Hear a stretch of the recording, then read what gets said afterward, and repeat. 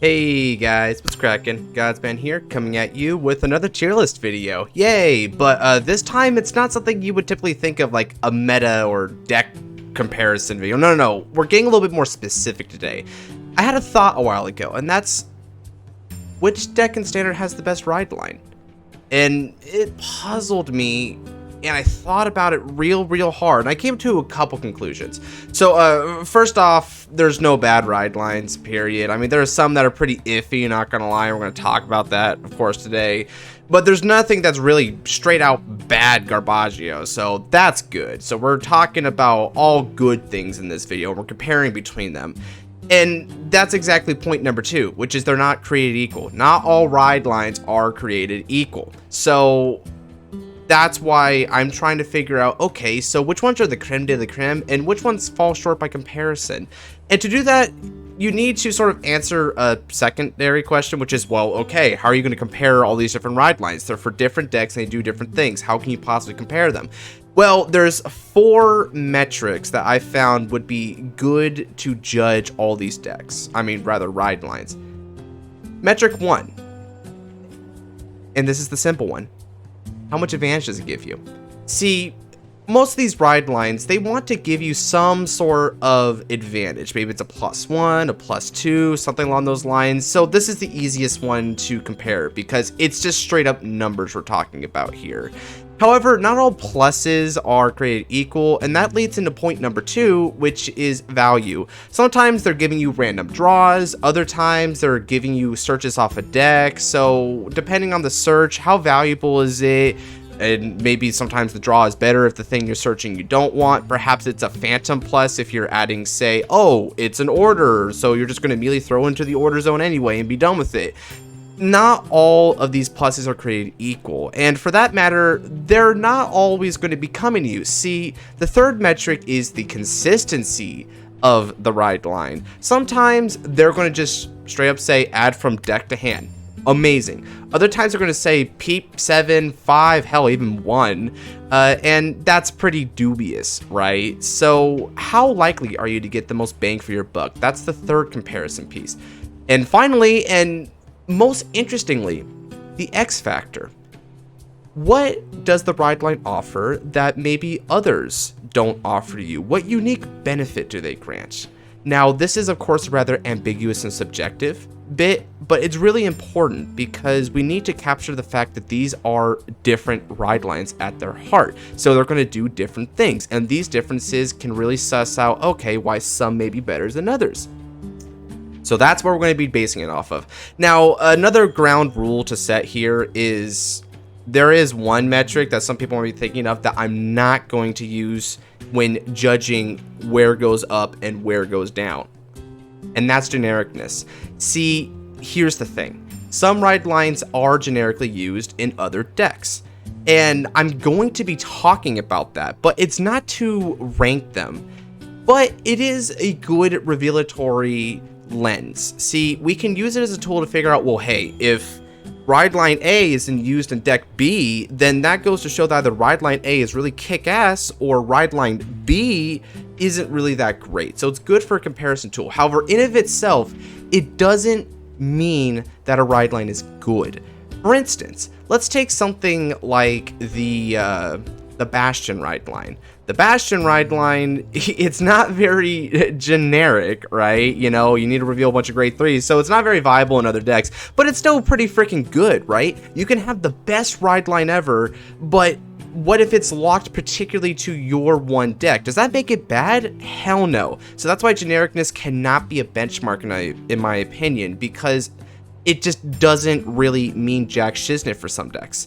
So those are the 4 metrics I'm going to go based off of. And of course, it's all based on my opinion. I did a lot of thinking for this. As a matter of fact, this video is a bit delayed because I had to think about this for a while. And on top of that, also, set 8 wasn't done yet, and I wanted to include ride lines, the Shoujo Doji or Minerva ride lines, so I had to wait for that, and that's why you're getting it right now. However, I put in a fair bit of thought to this, and I'm pretty freaking satisfied with what I came up with, so I hope you guys will be too.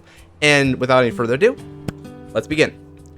Okay, so getting right into it, we've got the Nirvana ride line. So I'm going to go ahead and put the Nirvana Rideline in the pretty good or average tier. So let's explain a little bit. Straight away with the Rideline, you can look at it and say, okay, you're getting a +2. And they are more or less insured pluses depending on how you build the deck. The Trickstar Plus should be pretty much guaranteed, and that's pretty nice. However, the Virina Plus is where it gets interesting. See, in order to get it, for one thing, you Soul Blast, so okay, that's a cost associated with it, but it's not that much of a cost unless you want to use Virina's skill, which is also Soul Blast too, but in modern variations of Overdress, you don't really do that. However, still, Virina is the one specific target. Now, some people only run one Virina in the deck, and if that's the case, this Rideline has a pretty good chance of not even netting you that plus if you draw or damage check it. So that's pretty oof. Now, that means you'd have to run more Virinas to make this more consistent, and it is just a guaranteed plus. If you have it in the deck, you're going to add it to your hand. So the more you run, the more likely you will be able to get that Virina. But how important is Virina? Well, in modern variations, it's actually fairly good. The extra 10k makes it a 20k base, a 30k when you're on Mahar Nirvana. And 30k is a really annoying number. They need to either throw a front trigger or guard for 2 cards if they want to defend that. And yeah, that's pretty freaking good. Now, of course, it's just a basic beater, so it's not that important. It's not as dynamic as, say, Arcs or, of course, Espiridideia.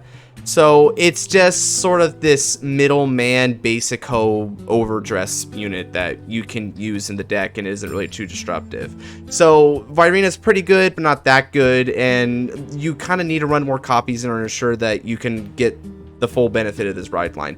And the Trickstar Plus in and of itself, it's just basically there to set you up. You know, it's very much like how a lot of Brandt Ridelines are. They just give you the critical piece needed to just make your deck turn online. So I don't really consider it that much of a plus. It's more just something you should expect because overdressing, let's be real guys, overdresses are negs.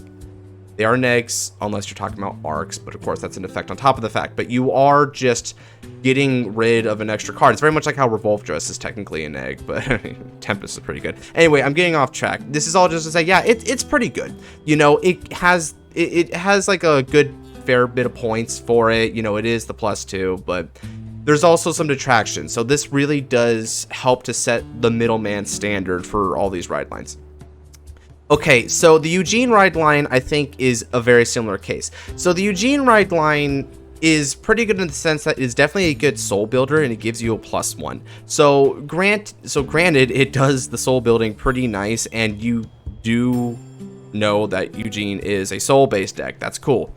I do have a little bit of an issue with the fact that Eugene has sort of 2 gimmicks to it, right? Gimmick A is retire a crap ton of the opponent's units and then play Best Harvest to get a bunch of pluses. But yeah, retire a bunch of people's units so the field control. But then the other thing is it tries to support Eugene's Soul Blast 5 ability just to try and get a bunch of cards from the top 5. Or, well, not even the top 5. It's based on how many open circles your opponent has, so you might not even be able to get that much. This skill is very dubious, and it could end up making you just soul charge a lot of triggers and PGs and stuff, or you have to call them. Either way, it's very, very RNG based, and there's not a lot you can do to make this skill better. I mean, Jody makes it a little bit better, but not that much better. It's still a very risque skill that can feel very Saggers if it doesn't go your way. So trying to play into this gimmick more than a retire gimmick is what sort of hampers it for me a little bit. However, on its own, it's still a fairly solid Rideline, and it does its job well enough if you so feel inclined to go all the way with Eugene's second skill. So I'm going to just say it's pretty good. Alright, so we've got a pretty exceptional Rideline with Overlord. Let me explain. So Overlord's Rideline has one really, really cool benefit that I don't think any other Rideline can really say, which is that it ensures you a perfect guard. And not just any perfect guard, but with the release of Elementaria, it can give you Elementaria Sanctitude, because it specifies grade 1 card, not unit, card. So, especially against the grade 4 matchups, or if you're going up against a garbage trick like Flagberg, you just get to search just for simple CB, you get to search your get out of jail free card. That is incredible. And then when you go up to Nahalem and you ride over him, Nahalem gives you a very relevant +1. It gives you Nahalem itself, which can give itself and Overlord 5k boost every turn for your Soul Blast. Now, the way the deck functions, you don't really need Soul for anything else. You can use other Soul Blasters, but you don't need it. So, for a lot of turns, you could just keep using Nahalem to buff up your restanding Vanguard and make him a pretty decent swinger on one side and maybe have, I don't know, Burning Horn on the other side. So you have really solid, good numbers, good field presence. You get double value because the Overlord swings. Hell, even triple value if it over triggered. But by that point, it's just a moot point. So just so much value and impact. This Rideline is honestly scary because just being able to see that PG is kind of a godsend in this format, right? So yeah, this is very exceptional. Now moving on to over here, right? Yeah, we've got a definitely solid Rideline for Bob Sagada. It gives you a selective plus for one of your armed cards. Now, this is mostly going to be the shield. However, if you run the sword, which most people do run at least one sword, then you're not remiss if you draw into the shield. It's not dead because you can also add sword, and sword is a pretty fair armed card. The ability to ping a damage, albeit it's expensive, and just giving the generic plus 10k power offensively is very nice. But more often than not, you want the shield, and just being able to search the shield from deck to hand, no questions asked, is really nice, especially since on the grade 2, you essentially get a free ride because all you have to do is pitch whatever you search with the grade 1 and then add it back to the hand. So when you're going from Arhinza to Namakar to Halibadra, you have a secure closed system that only costs a Soul Blast 1 to give you a +2.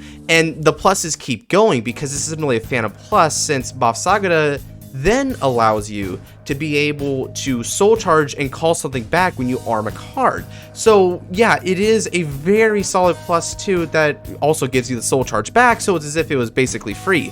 So I'm gonna just put at the very top of like definitely solid, because it's not like that much of an X Factor thing, but you could also put it at the bottom of exceptional tier just because it just has a lot of things going for it. You know what? As a matter of fact, I think I'll be a little bit nice and say, yeah, this is pretty exceptional, because another thing to note is that shield, the thing you can selectively get every game, gives you 10k power value every time, and it lets you get that just from the deck. So there's just so much value here, and that's why I love this Rideline. Tama. So Tama is going to be fairly average. It's funny how sort of like polarizing these DE lists have been so far, because on one hand you got Ridelines that are just down here, but on the other hand you got Ridelines that are just effing godly, right? But I guess that just is what it is, right? Well, we almost had a definitely solid right here, but I'm being a bit nice to Bob Sagada. So the thing about Tama is Tama's Rideline is sort of similar to how this Rideline is, in the sense that, okay, it searches from deck to hand, and then it will let you add something you pitched from the drop back to the hand to make the Rideline essentially free. In this case, it's one of your glitter units, so your dolls. And the first card, the grade 1 Tama, lets you peep top 7 and potentially get one of your dolls or a Foxar, and that's pretty nice. So the search range is pretty good. However, I have noticed that this does whiff a fair bit of times. This isn't going to be as bad after set 8 because you get more read-enemies and enemies, but it's still not quite as secure, especially when you want a particular doll and it's not going to give you that doll selectively from the deck, like how this will give you the also important shield from deck to hand. So that's the very big disparity here that I don't like. So if this whiffs, then essentially you just get a free ride in grade 2, and then that's all she wrote, right? There's no other mileage or value outside of that.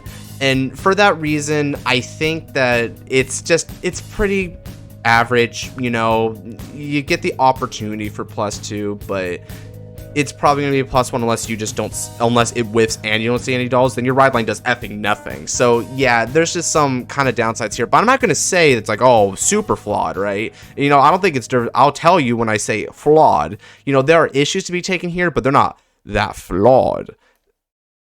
Tama belongs in average. All right, so Java. Yeah, the Java one is going to go right here next to Nirvana. It's very similar ride lines, you know. I'm going based on the chronology of how each nation was released. So that's why the eggs weren't right next to each other. However, they might as well have been because they're very similar. You have both of the Renos getting you Trick Stars from deck when ridden over. So that's virtually the same thing. That's an obligatory thing. And then you have the Grade 2 Rayu for Java, which just lets you get a Prayer Dragon off top 7. Now, this can whiff, but as we get more Prayer Dragon, this is less likely to whiff, but it can whiff. However, unlike this, which seems to have less targets, well, with more reading me and enemies, I guess it kind of evens out. But yeah, this can whiff. However, I don't see it whiff all that often. So it's a decent RNG based plus, but it's not that RNG. I like it. However, let's put this all into perspective, right? This one is a little bit weird because it does give you the complete package of your gimmick by giving you the Trickstar and the Overdress unit. That's all you need. However, the Overdress unit has to be Virena. With this one, it doesn't give you the complete package because you still need your crossover dress unit, and these are just making it to where you're not negging super hard for your crossover dress unit. That said, the Prayer Dragon that you add here is up to you if you see multiple choices, and you can get different ones for the situation. And that is pretty nice. And of course, the way that they interact with your respective grade 3s, the Nirvana is able to pitch one in order to just get the Trickstar back, so they interact pretty evenly. And then the Java is the same way. You pitch one, and then technically you get a +1, but crossover dresses are kind of a -2. So that +1 just makes it a -1 in the same way that an overdress would be a -1, even because Nirvana breaks even to get the Trickstar, and so it is a -1. So they are essentially the same in value. This one's just more insured, but this one gives you more options, so they're about equal. The Shoujo Doji ride line. I would actually say that the Shoujo Doji ride line it's tough, but I'm also going to put it here. The thing about the Shoujo Doji ride line is, at first glance, you look at it, it's like, oh, cool. It's like building up your soul, and it's giving you like the stuff in bind, and that's really nice setup stuff, right? But it's based on your stealth names. So you can play a lot of stealth names you want, but not all stealth names are... yeah, I'm going to actually put in the definitely solid. So here's my explanation. It's at the moment, it's here. At the moment, it's here. But the Shoujo Doji ride line is unique because it scales with stealth names. So it scales into the future. As we get more relevant stealth names, you can populate a deck full of stealth names that the Shoujo Doji ride line can take advantage of that the deck itself would find valuable. There's a lot of weird stealth units that just don't really interact. Maybe they have fringe benefits, not really that good. So not only do you not really want to play them all together, but even if you did play them, putting them in the soul or in the binds is not really that helpful. So there's only particular stuff that you want to even put in there. So these actually have the opportunity to not end very favorably for you. They do build up soul a little bit, so that's cool, but yeah. Now, one thing to note is people would say, but Godsman, Josh, you fool. The grade 1 and the grade 2 are pluses in themselves because they soul blast to bring themselves out from bind.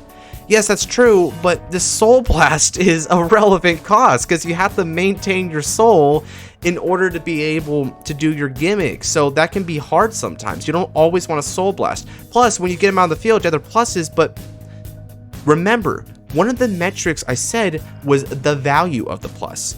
And the value here is not that great. They're complete vanillas on the field. So yeah, it's not that great. But I will say that it is definitely solid because just the fact that you can deck filter a little bit and dig into stuff that you want to plus, get your soul. If you get stealths that really interact with the deck, then yeah, this just has a lot more potential. So I'm going to put it in the definitely solid because of the potential. It'll definitely go down later within the definitely solid, be one of the bottom ones.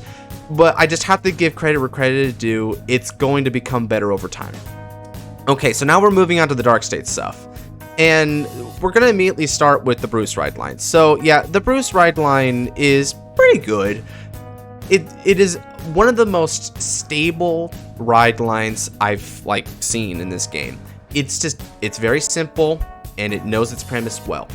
You get an extra soul charge, and you get an extra draw. That's it. Extra soul, extra draw. It's clean, it's pure, there's no cost, you're good.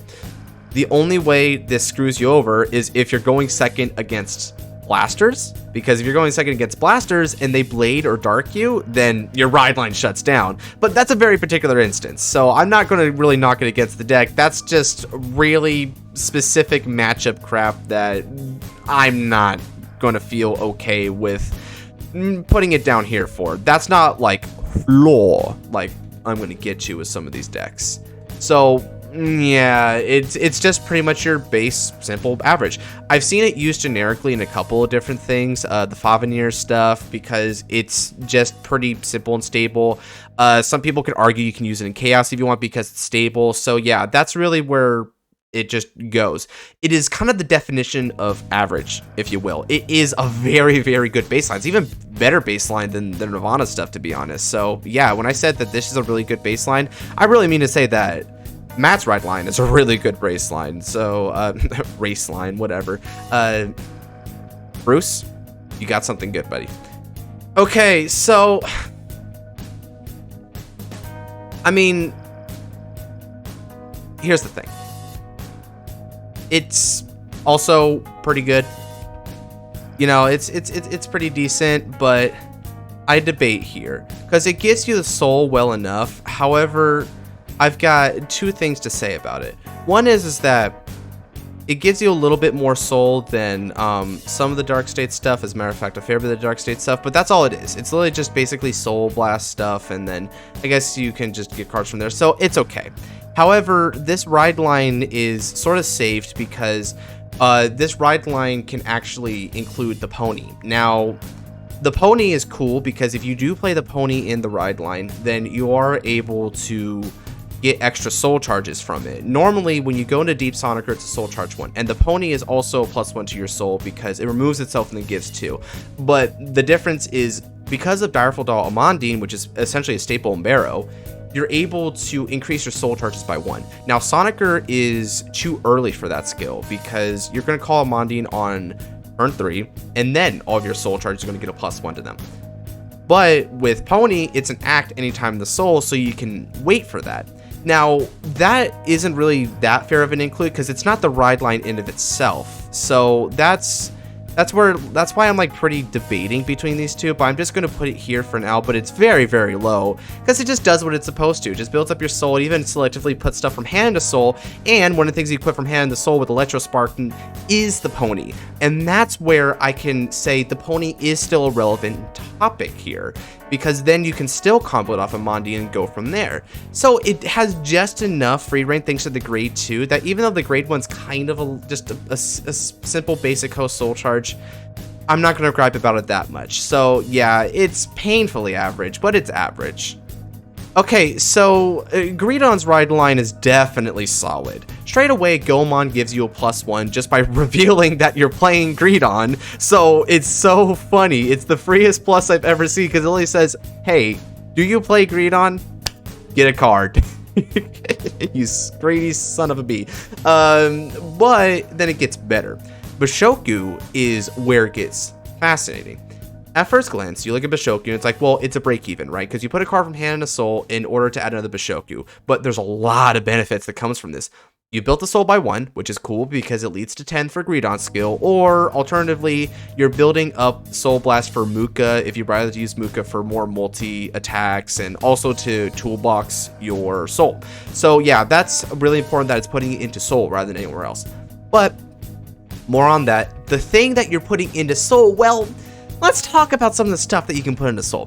For one thing, you can put another Bishoku, so not only are you adding a Bishoku, which is a 5k to the Greedon, that's important, but Bishoku just already is giving 5k to Greedon as long as you're at limit break and above. So you're already giving 5k to Greedon just by this thing being in the Rideline. Then it could be 10k, and it adds the guy that's going to make it 15k later. So you could really give a lot of power to your Greedon for essentially free.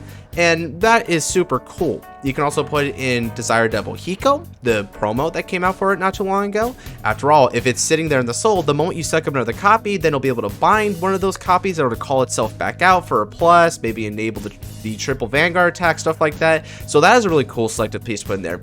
And let's not forget the classic, put in Persona.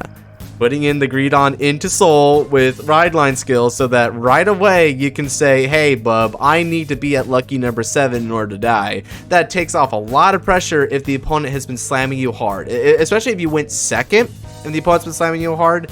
Yeah, you don't fear nearly as much because of that. That is a really, really, really cool benefit. And because of the cup coming out, you feel more okay than ever with putting Greedon in there because you have an extra Persona ride potential in the deck. So yeah, that's just really kick-ass overall. Bishoku just elevates the versatility of this ride line. It's so cool. By comparison, versatility can go a little bit too far when it's just randomness, it feels like. So here we have the case study of Chaos. So Chaos is, pun intended, very chaotic with his ride line. I just don't know what to say about this dude. On one hand, some days it could feel like a dog's turd dried out in the sun. Other days, it feels like you just hit the leprechaun's pot of gold with this ride line. Let's talk about it. So the grade 1, when rode over, allows you to peek top 2 cards of the deck. You put all the normal units into Soul and put the trigger units, back to the deck. Okay, cool. At first glance, you look at that, it's like, yeah, I can get some Soul, but also, it's not blind Soul charges technically, so you don't lose out on triggers in the deck. Couple things about that. One, I hate to burst your bubble, but those triggers are probably going to go in there anyway, because Chaos needs to just glug a lot of unique names into the Soul, and one way or another, you're going to get those triggers in there. Now, you can say, oh, well, at least this one doesn't have to make you do it, but I'll be real with you, I think you kind of would have preferred if it did it anyway, because you really need that Soul as quickly as possible, because Chaos does not have grind game. And the problem is that you don't get a choice here. If you see 2 trigger units, they're going back. You get nothing from this skill. It does nothing for you. So at best, it's a Soul Charge 2 of normal units, and that's really good. But at worst, it's nothing. And this is going to be a problem with the next card I'll talk about, but orders are an issue. Chaos has 2 orders, both of which are pretty good, one of which is basically a staple for the deck and interacts with this ride line. And if you reveal an order, then you still get nothing, because it specifically says normal units to the Soul and everything else goes to the bottom. So the orders go too. They don't Soul Charge you. That sucks. And then when we go to the grade 2, right?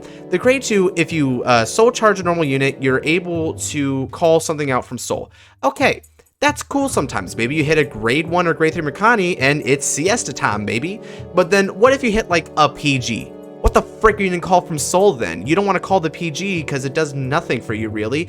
In newsflash, the Chaos ride line only has ride line skills, so it also does nothing for you. They're just completely effectless vanillas that don't do well for you. And again, you don't even, it's the worst plus, and it doesn't build you Soul, because you're just having to call something out of Soul if you want. Like, you're best off just, you would have been best off just keeping it there. If you do a trigger, then okay, cool, you got a draw.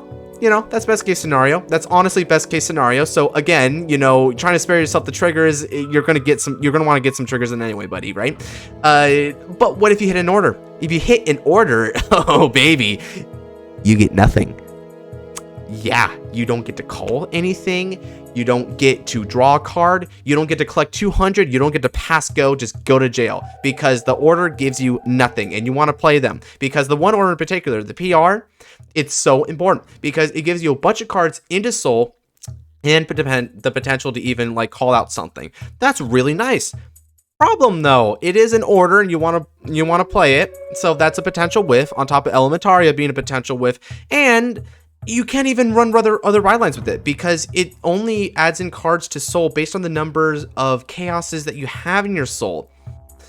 So if you want that kick-ass order, you're going to have to play the Rideline, but then it's on a symbiotic relationship, because then by running the Rideline, you're going to have to run the risk of checking into this order, and it does nothing for you. So yeah, on a really good day, this kicks ass. It could be like a Soul Charge 2 and a call of something really nice from the soul that's really good. Would have been like up here, you know? But as it stands, it's too much of a variable. I don't know what's going to happen when I step onto the battlefield with this thing. So yeah, Chaos is a very big variable.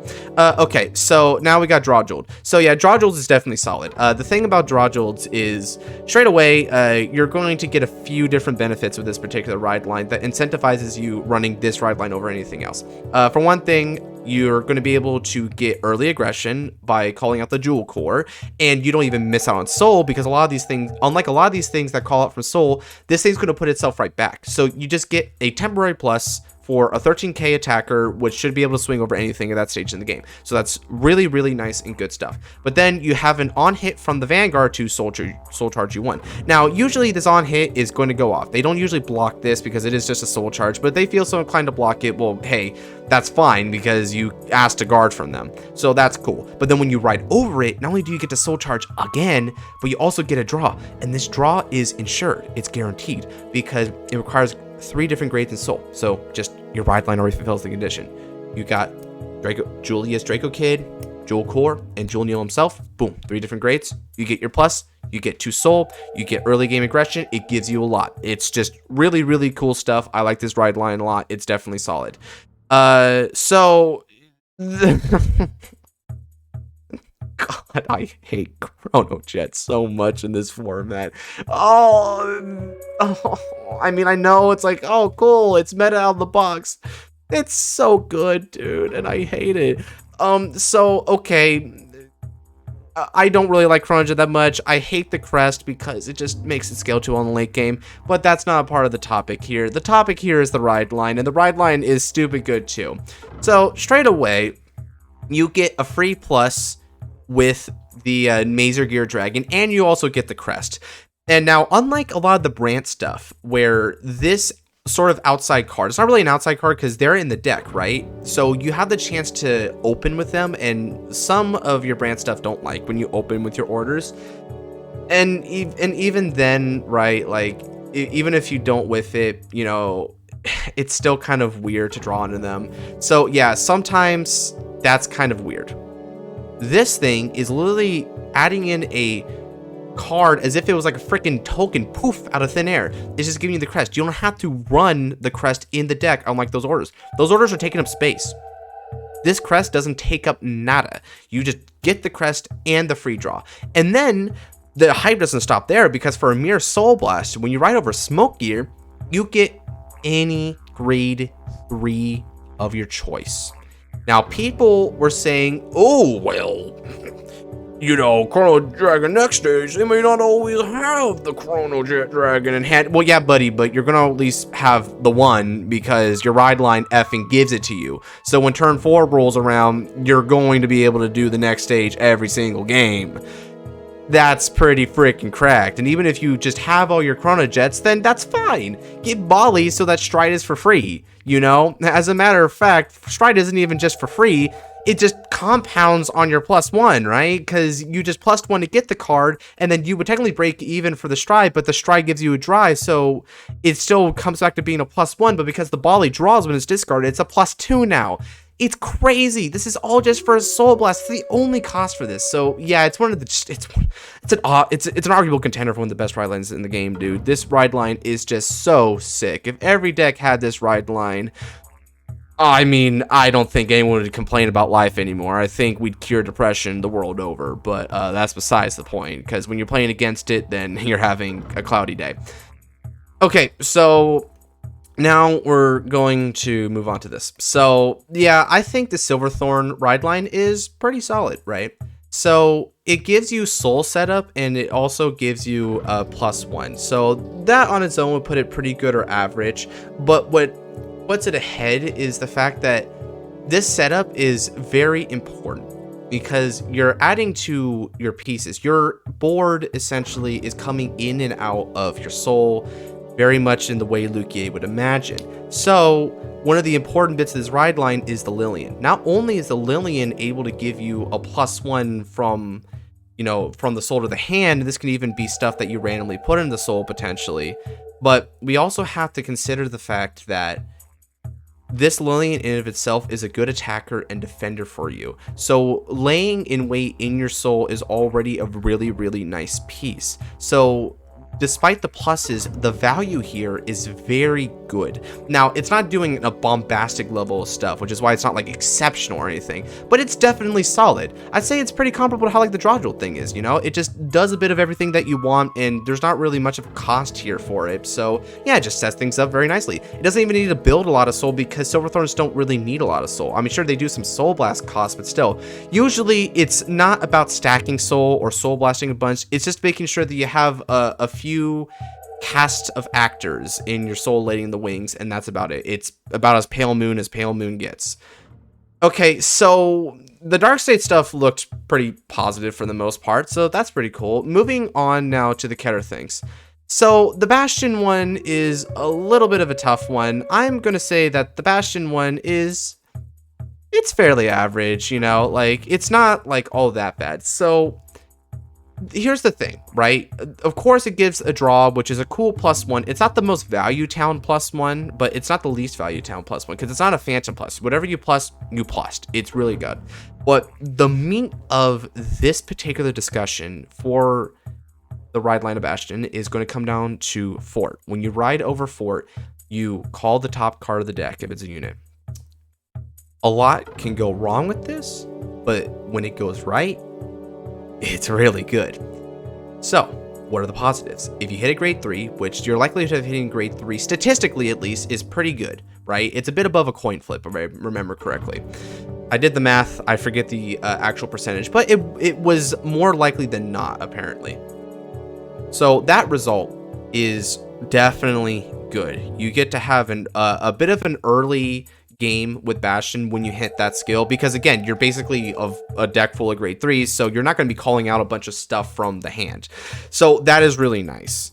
However, if you F it up and you're calling triggers or PGs, it's really sad because they don't synergize with your grade 3 strategy at all, and you're also having a negative deck filter. You're filtering against yourself by doing that. So those pluses definitely hurt, and it makes you think, you know what? Nah, I'd rather take that back, right? Because this isn't to the hand, this is to the field. So if you're calling the over trigger or maybe a heal or something like that, and I've seen it happen a hell of a lot, that's pretty bad. So this is where it gets really dubious. However, there are interesting ups and downs I want to discuss. For instance, one attacker you can call from the deck that you don't want to call from the deck is grade 4 Bastion, because yes, it is a 13k attacker, but also it's a grade 4, and you're not really going to be able to do that much with that grade 4. A lot of your stuff is like, grade 3. Like for instance, grade 3 Bastion, right? Not only does it say, hey, drive check a grade 3, it's like, hey, stand a grade 3. This thing's sort of a brick out there, like, yeah, okay, cool, you get some gratification for swimming with it, but then it doesn't scale in late game very well because it's anti-synergistic. On the other hand, let's say you called the effect crit specifically. If you called the effect crit specifically from the deck, then this isn't a total loss because you get to gain a soul off of it by just making it go into the soul after boosting, and that's pretty good because you do have some soul blasts that you want to go through. Alden will soul blast a card. Darkstrain is really like, it's newly back off the ban list, so now you'll be soul blasting to a fair bit more, so that soul can actually be kind of valuable. So you can see where the results are so intermingled and mixed. It's not even just purely trigger or not trigger, right? There's different results. So yeah, that's why I'm just gonna say it's pretty good, but you have to roll the dice a bit. But it's not a complete cluster F like Mother Effing Chaos. There is some amount of stability here at least.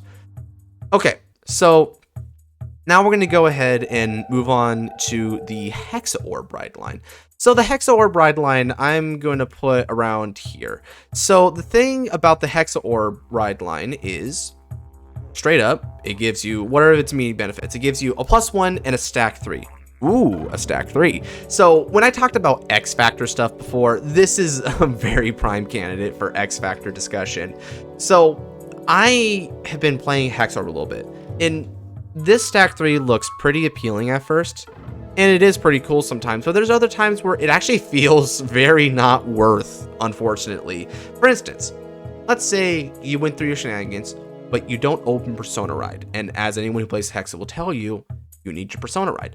Now, Bushy gave you a Persona Ride searcher, and it's a selective searcher. It just says CB1, add Hexa. Fantastic. Problem. When you call it, you're going to CB1 add Hexa, but then there's this little clause called shuffle your deck. So when you stack 3 and then need to do this anyway, it's effectively useless. What was even the freaking point? Now, there are some cards that can kind of take advantage of this, like the one that can CB1 to add 2 and then put 1 back. So that's kind of cool. You can get some selectiveness with it. There's also one that peeps top 2 and soul charge 1, although with that one, you're already peeping top 2 anyway, so you're already having some amount of deck manipulation, which sort of waters down the benefit of the stack 3. So you can see where sometimes, depending on the hand, the stack 3 is really nice, but then it's not always nice. And also, this is a stack 3. You can see a bunch of duds, or you can see the over trigger. It's also fairly RNG based. Now, of course, the fear, the pressure that the opponent has, that's a good benefit. That sometimes is an even bigger benefit than we actually saw off the top 3. But still, if you want to get the most out of this, you're kind of shunning the value of some of your other cards. So it's fairly anti-synergistic. However, depending on the hand, this is still pretty good. And it also just gives you a +1 on top of that. So yeah, it's pretty average. Okay, so now we're going to go on to Blaster Rideline.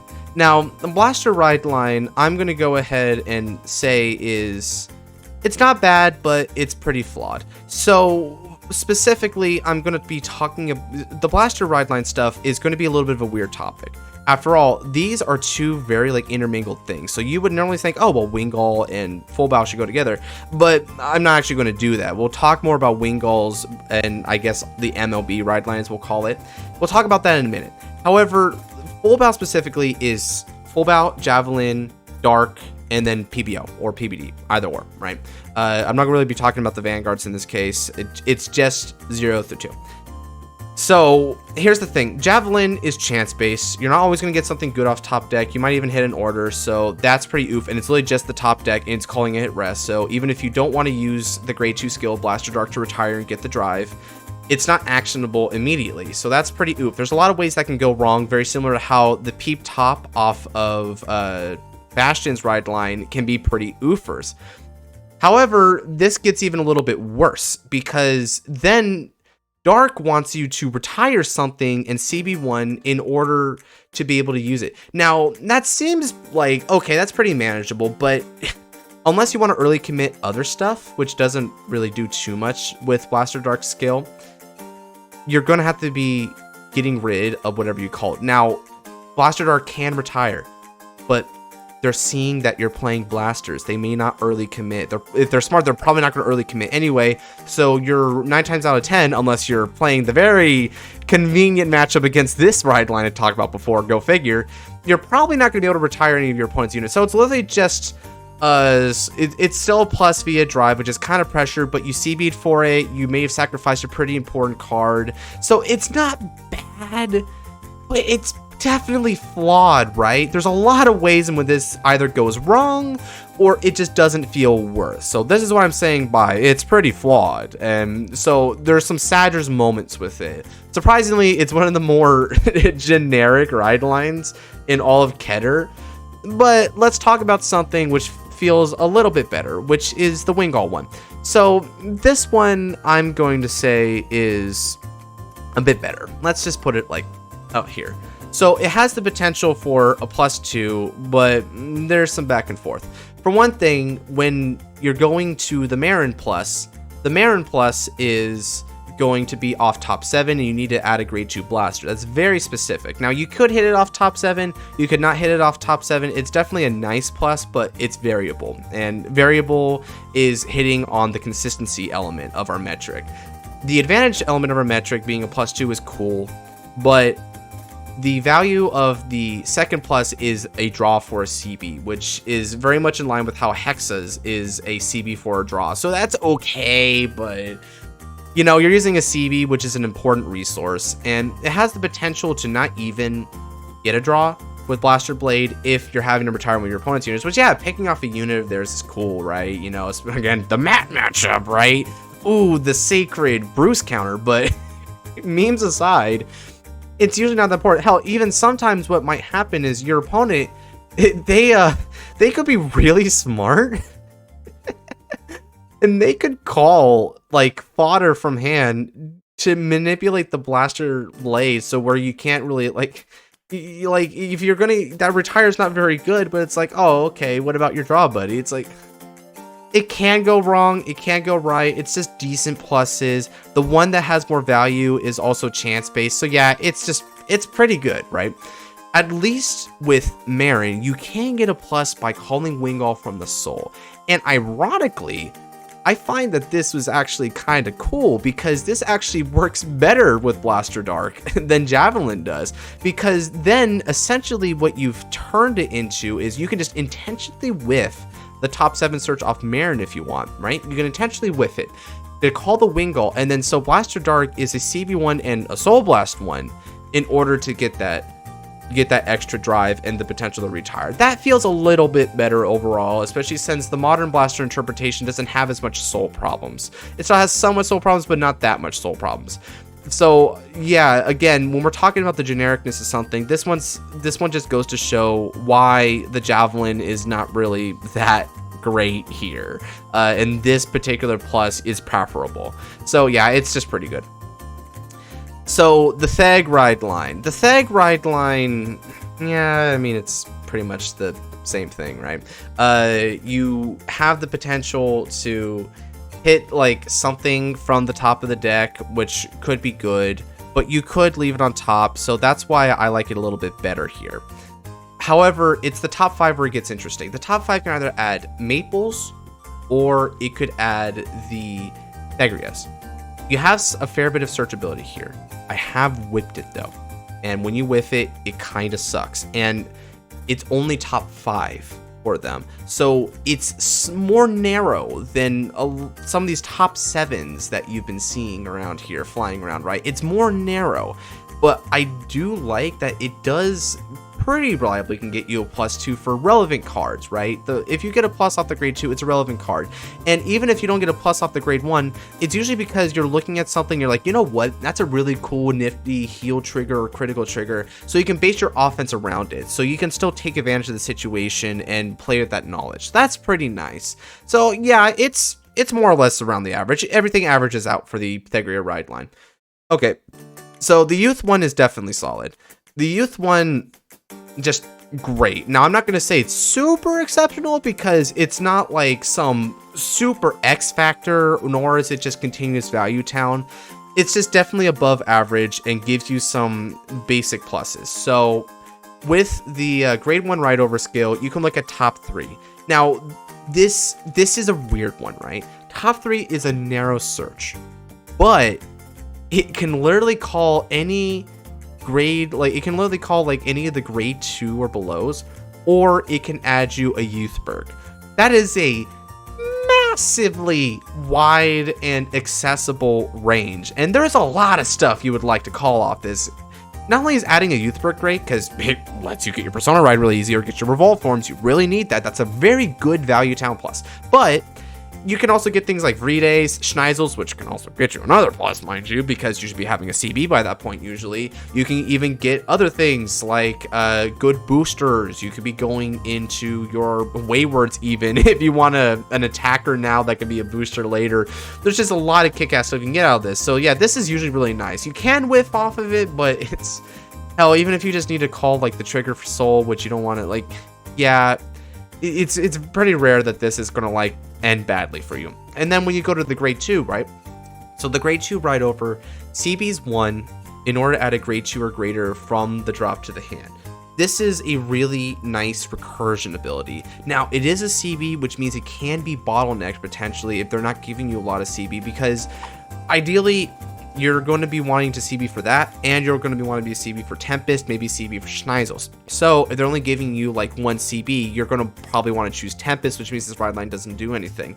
But if you are able to just have a couple CB, this is a really nice +1 that can it plays in a couple different ways. In one way, it could essentially make the grade 3 ride feel like a CB instead of a discard because you just pitch something big and add it right back.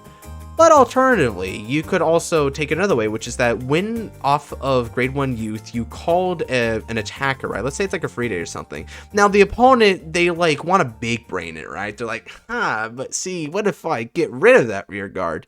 Then you can be like, well, I just add it back to my hand, buckaroo, if that's what you want. So again, the recursion isn't really bottlenecked the way that something like this is like, oh, glitter. There you go. That's what your recursion is. No, this one is literally anything that's like grade 2 or above. So the free reign and like what you can get back with these cards is really the strength of the youth ride line. It's just generic and simple. You know, that's where it is. Its simplicity is its strength. So it's definitely solid. Okay, so another really solid one is the Minerva ride line. The Minerva ride line kicks ass. Just straight up, because the Minerva ride line basically does a better job of doing what the Shoujo Doji ride line does. Let me explain. So much like the Shoujo Doji ride line, where it's building you up soul and also setting up your combos, but at the same time, the grade 1 and the 2 can also be kind of pluses for you. You can call themselves back.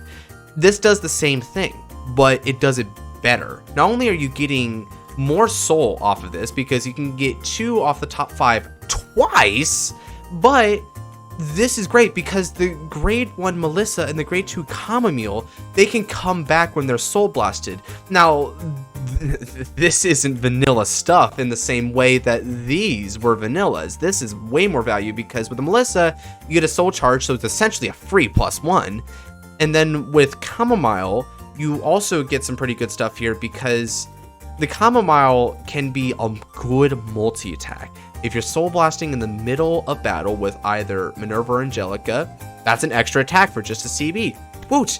And because you're getting counter charges from Tanaluru if you're running it, and at the very least Angelica, CB is not an issue for you. So the resource you're using for this is better than the resource you're using for Shoujo Doji, ironically.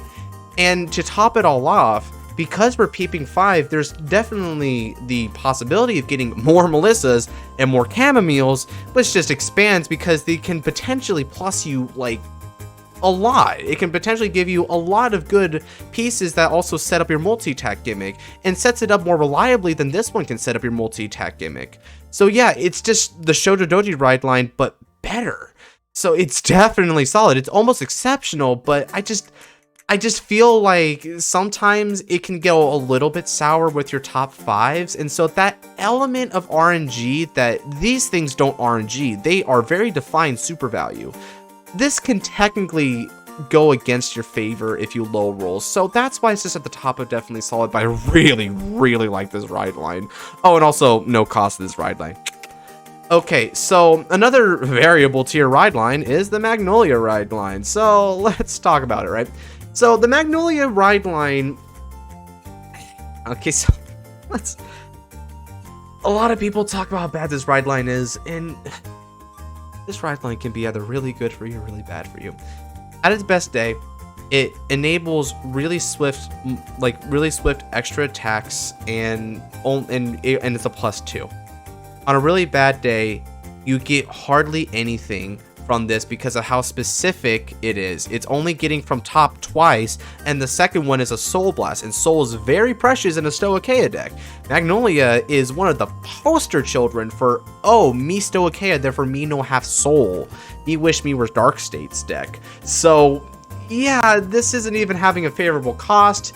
It's super RNG, and yeah, there's a reason why, by comparison, people in Magnolia were running things like the Zorga ride line, you know? They'll run other stuff over this because they just want to be taking chances. This can go so badly in much the same way that, like, the Blaster ride line can just end so poorly. Well, the PBO ride line, I should be more specific. There's 2 Blaster ride lines. The PBO ride line can go pretty poorly for you, but this is even worse because you could even just, like, get no pluses from this potentially. Just the fact that that's a potential sucks eggs. sucks eggs. I mean, just look at this. You could literally add no soul off of this, but you still have a +2 in your, you still have a +2 in there, just included in the package deal of the Rideline. That's the disparity we're talking about with this, right? So yeah, I'm sorry, but Rideline for Magnolia is pretty smooge, dude. Okay, so by comparison, I want to talk definitely solid. Let's talk definitely solid, right? So we've got the Zorga Rideline. The Zorga Rideline is about as pure and simple as it gets. You are going to be getting a +2 because you just pitch order by drawing 2, then add order back. Good. Only costs Soul Blast. A little bit of a nuisance in Stoicheia, but it's just 1 Soul Blast. And the real beauty of this, right? Even if you have to discard 2, which is there for a break even, you're digging for your pieces. Digging is important because of the pieces that you want in certain decks. Magnolia wants good pieces, so they'll run this. Flagberg has spawned into a completely different deck strategy, which is arguably better right now, which is Orderberg, and it's entirely predicated on what this Rideline offers it. Digging into pieces, more advantage, just it's a lot better, right? So yeah, this is really nice. However, there's of course, if you don't get your order somehow, it's a little bit sucky, but then there's not like a lot of X factors to it. It's just giving you 2 draws, so there's not like super good value town. You could draw ass potentially, or you could draw godly. It's just based off of what you draw. So yeah, it's just basically the middleman of definitely solid. It's definitely solid. I don't have that many complaints with this. It's not godly like these guys, but yeah, it's pretty solid. Okay, so this is a fairly, this Rideline's a little bit weird. I'm gonna say this Rideline is around here-ish, right? Yeah, so with this Rideline, the Flagberg Rideline is good in some senses. It allows for early game aggression, and it is also a +2 potentially. However, it also digs into your soul a lot because you're calling from soul, and unless you can reveal another inroad shooter, which you don't want to be main decking them most likely, or a Flagberg, so you need the persona in hand to make it free. If you can't do that, then if you want your plus off Ascendant Soul to be Ascendant Soul itself, then you're going to need a Soul Blast. So it can be a real bummer on Soul. That said, it gives you a really good booster, and it also gives you a pretty freaking nice attacker in Ascendant Soul. It's one of your more staple restands. So it is very selective. It's hard on a resource that you'll need more of because of things like your inlet pulses and whatnot, though, and your spiritual body condensations if you're playing Orderberg. But then again, if you're playing Orderberg, you're not even playing this Rideline, so go figure, but you might still want to play the spiritual bodies. Yeah, it's a bit of a damper, right, on a very important resource. So that's why a lot of people transition away from this Rideline. But at least it's very selective. So there's not that much RNG on it. It just could be a bit too expensive for you. Okay, so the Roa Rideline is definitely solid. Here, let me not cap. I'll just put Shoto Doji at the very bottom here because, again, it's right here right now. So we'll just say it's kind of in the transitionary phase. Like, this is where it's gonna be. So the thing about the Roa is it's so free and simple. Very much like Youth, simplicity is its greatest strength, but it's freer than Youth, but of course the value is not quite as much. You get 1 plant token, so 13k booster, that's cool, and then it multiplies into 2 plant token. That's really nice. Now, technically, this could also get cut by the greatest Ridelines in the world, right? But no. Well, again, if I'm not gonna say any, if I'm not gonna give it like negative marks for it in the same way that I'm not gonna give negative marks to it for Roost, right? So screw the Blaster Ridelines. There is no Blaster Rideline in this discussion. That aside, it's good because you can just call 2 tokens with the grade 2 on place, and then you can get an extra. It's like a free attack essentially. Really, it's what the tokens do for you once you get grade 3 that's really cool. So you can make it extra shield value for your Rotowa grade 3. You can feed it to Momoke token to get power, which then Ridelina can inherit that power, and then grade 3 Ridelina can also inherit that power. So if you eat up those 2 tokens for Momoke and you're going for the 5 swing turn, then you've essentially got 30,000 power from it. That's a lot of value for free. And another thing you can also do is just leave them there, not just for defense, but if you're using things like Fletch, which scales off the amount of tokens, then it can get more power. So it's kind of like giving you defensive and offensive value. You just do a lot with tokens in this deck, and it gives you for like just cheap as can be, which is no cost at all. So yeah, it's just a definitely solid Rideline. I have no real complaints with the Royal Rideline. It can be a little bit disruptive because you are doing the column swing, then they can also just attack your token. That can be kind of annoying, but then again, they're attacking your token and not you. So, go figure. Now, unless you fear the damage deny, but you shouldn't really be damage denied because they swing on you with grade 1. You should have that 1 CB, and the only CB you really need is for the grade 2 Ridelina. But there is a potential where if you don't have grade 2 Ridelina, but you do have the order, then you could search it for a counterblast, but then maybe then you need another CB. But still, just grind it out another turn. It's not that big of a deal. You're still fine. So yeah, overall, I don't really have complaints here. It's definitely above average. So now we're going to talk about the Leonore Rideline. So the Leonore Rideline it's not bad, but here's my big flaw with it, right? My gripe with it is that it uses soul a lot. Now, this is a similar case to how this ended up being an issue, right? How you're using up soul and flag, but it's even worse here because your main Vanguard, Leonore, also uses soul, and this actually burns through 2 of your soul. It burns by calling the grade 1, and then when you use the grade 2 skill, you're also going to have to use a soul. Now, it is a +2, but Leonore doesn't have that much issue with plussing. Now, yeah, they're giving you like grade 1 or less stuff, and that's pretty cool, I guess. But again, here's the thing. We have to talk about the practicality of it. This value is neat, it's decent, it's fairly selective value for those grade 1s, which are important in your strategy, but when you need to then struggle to maintain the amount of soul that you have just to continue to activate your skills, you're going to realize that this is making you work harder. You know, when you're getting extra advantage, it should make you work less hard, but this makes you work harder because of the soul deficit sometimes. That's the big flaw. And it's also the reason why I've seen Leonore lists transition into, funnily enough, sort of the inverse, which is the previous Rideline we talked about, Roa, because I said before, and I'll say it again, Roa is very, very free, and what Leonore wants is free, because it uses so much soul and so much counterblast that's having to resort to things like Tearful Malice just to be able to maintain its cost. So many things CB in that deck, and you need soul every turn for Leonore. So yeah, they needed something costless, but this is the exact opposite. It's pretty heavy. So yeah, that's why I'm like, yeah, it's not bad. It gives you, you know, more advantage, but at what cost? Okay. I like the Maelstrom Rideline. Yes, I do. So I'm gonna put it right around here. It's definitely solid. First off, when you ride over Theo, you're getting one of your Maelstrom Revive orders. Now, some people out there, right? Some people, they like to bag on the grade 3 order, Maelstrom of Judgment, its name. They like to bag on it saying, oh, it's slow and it only gives you power if you get multiple copies.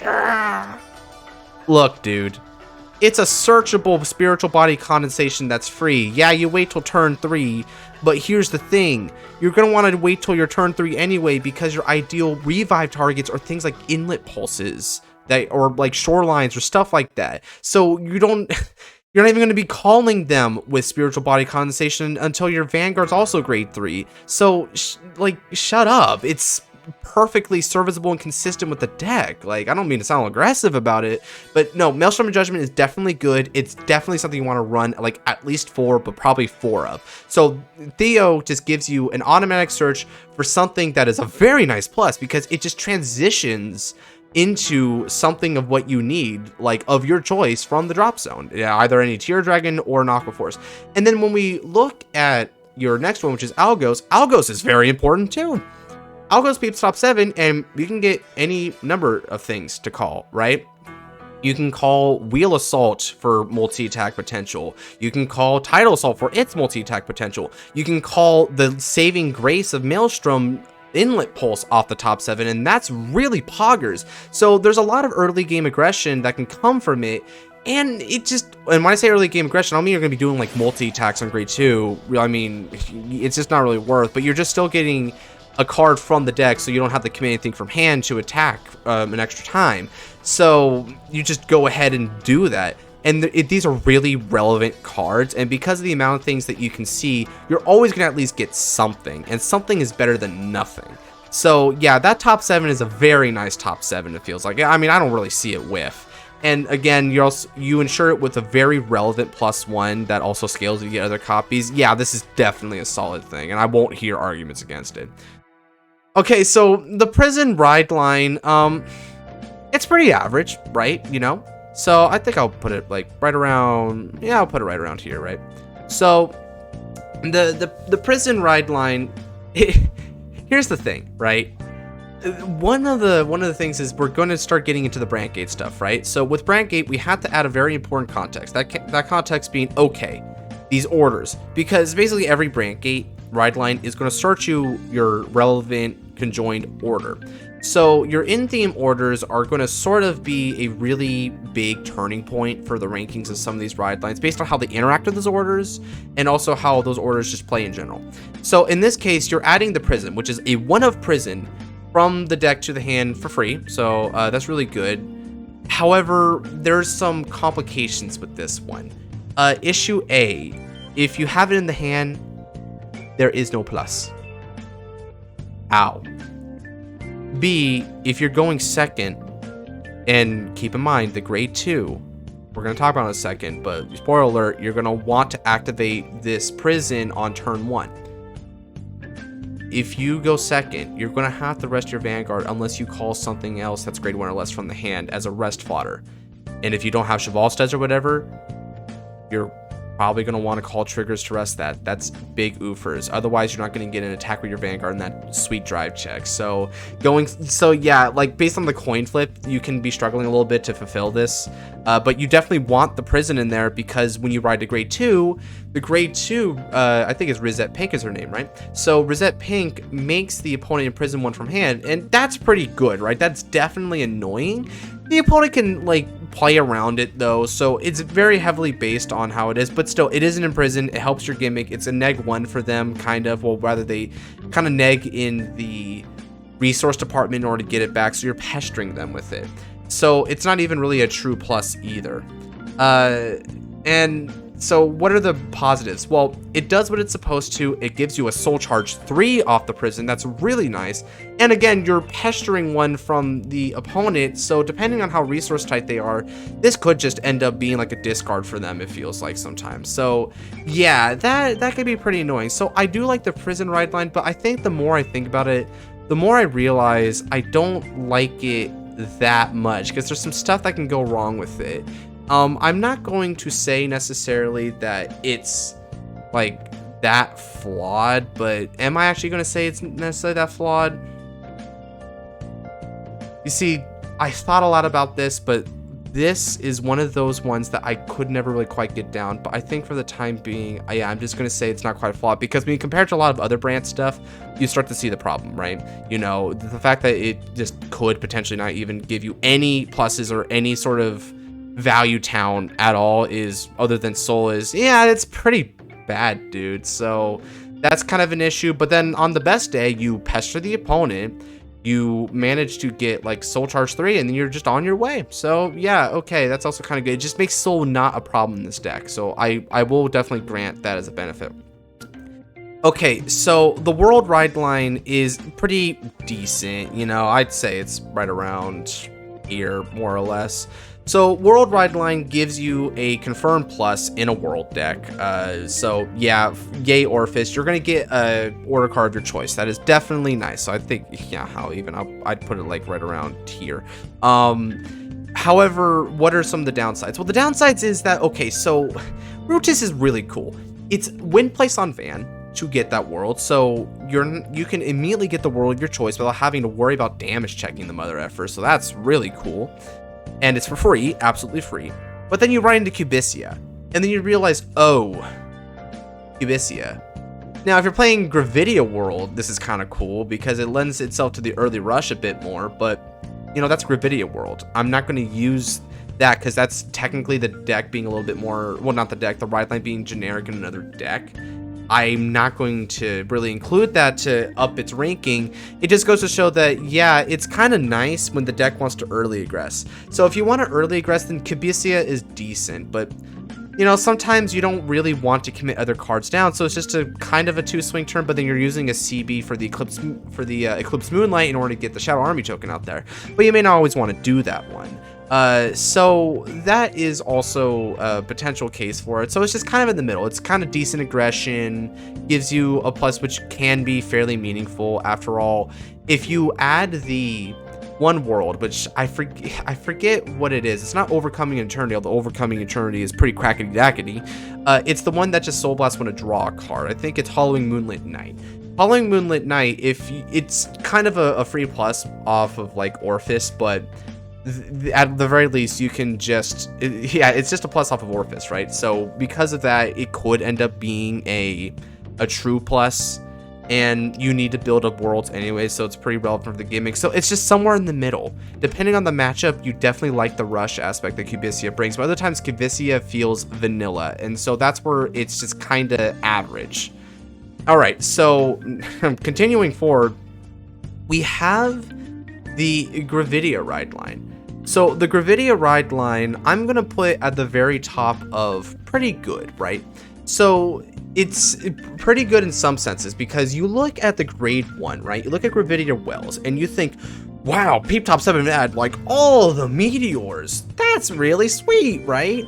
But, well, I say all, but you could be up to like any number you want that you see, and you're going to want to know that clause, because if you see a lot of regular meteors, you probably don't want to add all those to the hand. You're going to be taking an absurd amount of turns to just try and discard those and put those in the order zone, do stuff like that. So that's a little bit annoying. Plus, let's also consider another thing. Guys, Gravidia also wants meteors in there in order to put in the order zone, preferably the base meteors, so you can get more draws, right? So yeah, like it is really cool. You can get a lot of pluses. That's definitely dynamic, but if you only see like a meteor or two, sometimes it ironically feels like pretty okay. It almost feels better, right? So yeah, I'll grant it there. That said, if you see Hell Hazard, it's more power to you. That's really cool.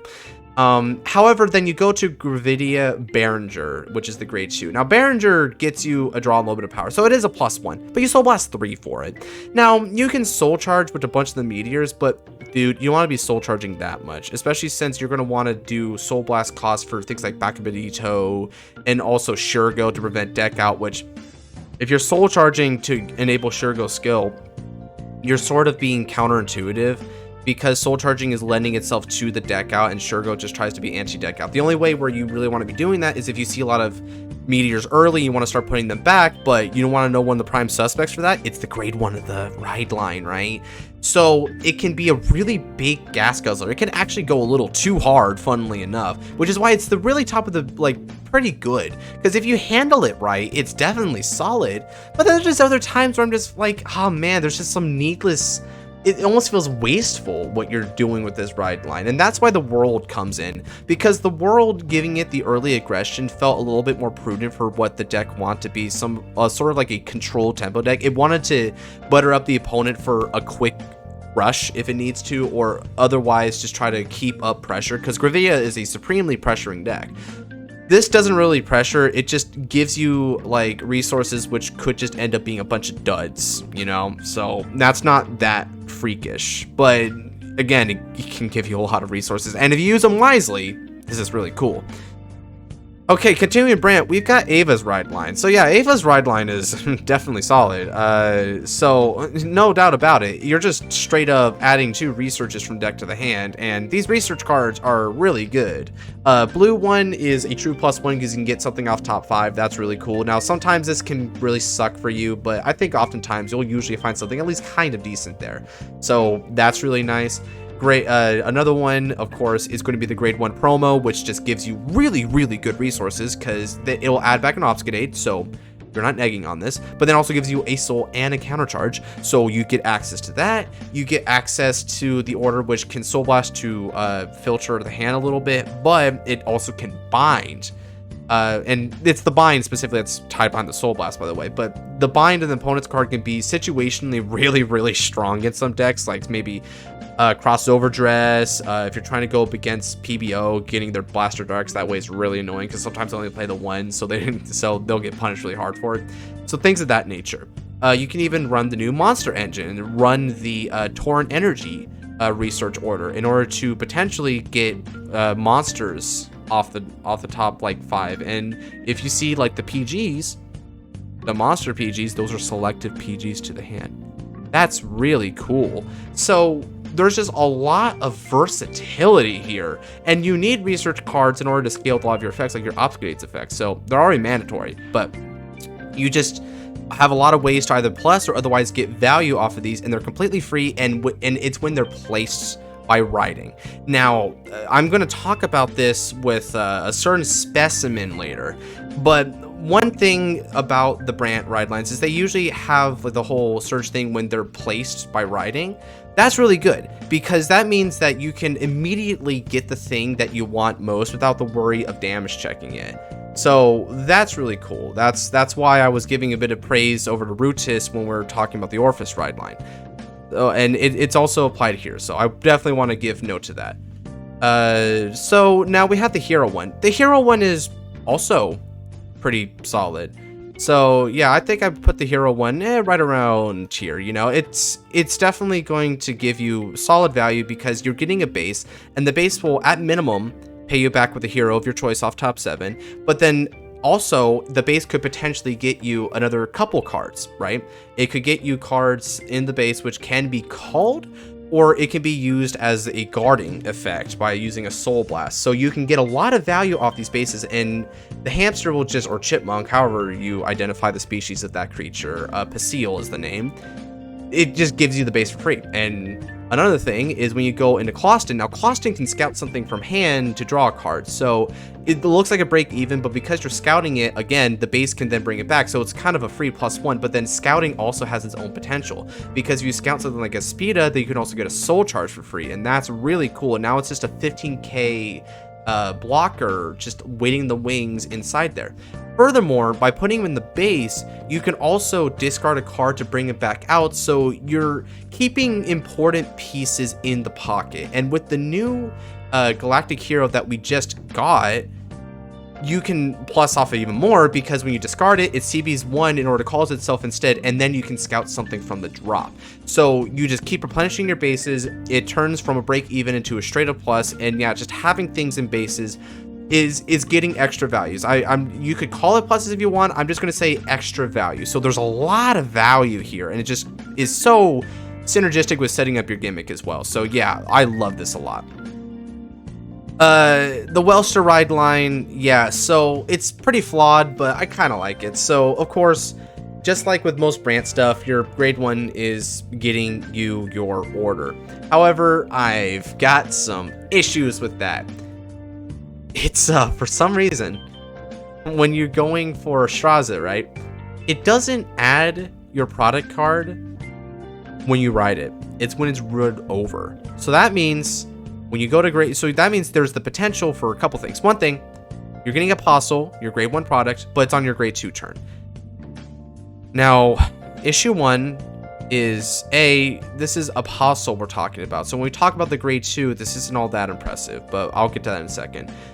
But issue B, it means that because you have to wait until you ride over it, you could damage check it. Yeah, you could damage check the Apostle. So so out of fear, you want to throw in another Apostle in there just to make sure you don't have the once in blue moon to just get denied out of a product, period. But then you're using up space for that. We also have to use space for Freischutz and Freischutz Maximums in the deck already.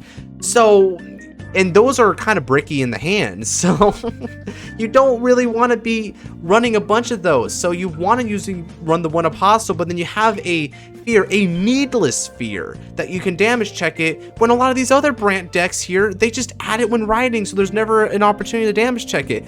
I mean, at the very least, unlike the Prison Rideline here, when you play the product from the hand, if you have Apostle in the hand, you could just straight up draw a card to replace it. So, you know, at least it's still kind of a plus, but, you know, I I need to make it clear that, man, you kind of want to keep it in the hand just because of the fear of it getting damage checked. That's kind of messed up.